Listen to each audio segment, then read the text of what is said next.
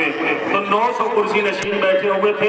یہ شاعر کی محنت میں آپ تک پہنچا رہا ہوں. انشاءاللہ جملہ رائگاں نہیں ہونے دیجیے گا, توجہ چاہتا ہوں. تاریخیں کہتی ہیں کہ 1300 یا 1400 میل کا سفر طے کرنے کے بعد سید سجاد جب شام کے دربار میں پہنچے تو تاریخ گواہ ہے سید سجاد نے اجازت لی, اے بدکار یزید مجھے بھی اجازت دے تاکہ میں کچھ بیان کر سکوں. تو یزید تھرا رہا تھا, خوف آ رہا تھا, چہرے پہ ڈر طاری تھا.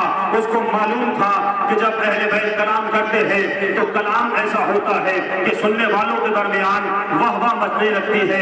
جب سید سجاد نے اجازت لی تو ایک مرتبہ یزید پریشان ہو کے کہتا ہے کہ میں اجازت نہیں دوں گا. لیکن یزید کا ایک بیٹا تھا, تاریخ میں جس کا نام معاویہ لکھا ہے, اس بیٹے نے کہا بابا تم اس زنجیروں میں جکڑے ہوئے قیدی کو اجازت کیوں نہیں دیتے ہو؟ تاریخ کہتی ہے وقت نہیں لوں گا. تاریخ کہتی ہے سجاد کو اجازت ملی, زنجیروں میں خطبہ دیا. خطبہ دینے کے بعد اپنا تعارف کروایا. جب یزید نے اپنے دربار میں بلایا تھا تو ایک فکرہ کہا تھا کہ ہم نے باغیوں کا قافلے کو قتل کیا ہے, یہ باغیوں کا قافلہ ہے. حسین کے خاندان کو یزید باغی بتانا چاہتا تھا. 900 کرسی نشین کے درمیان سید سجاد نے خطبہ دیا. خطبے میں سید سجاد نے کہا کہ میں مکہ اور مینا کا بیٹا ہوں, میں اس کا بیٹا ہوں جس نے خیبر کو فتح کیا تھا, میں اس کا بیٹا ہوں جس نے خندق کو فتح کیا تھا.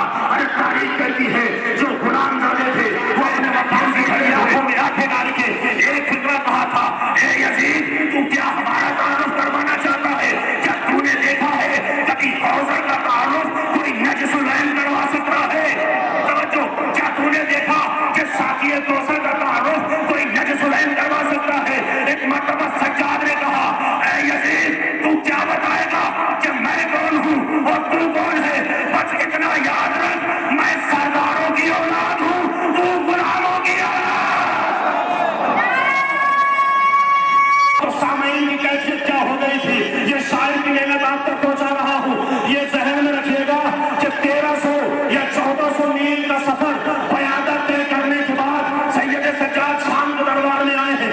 انجمن آپ کے روبرو ہوگی, آپ انجمن کے روبرو ہوں گے. یہ بہترین انجمن کے سامنے میں یہ کلام پڑھ رہا ہوں. شاعر کی محنت کیفیت کیسی ہو گئی؟ شاعر کہتا ہے تیروں خنجر تھک گئے, شمشیروں نیزے تھک گئے. توجہ چاہتا ہوں, تیروں خنجر تھک گئے, شمشیروں نیزے تھک گئے, ہے سفر میں کربلا ظالم کے ہڈے تھک گئے.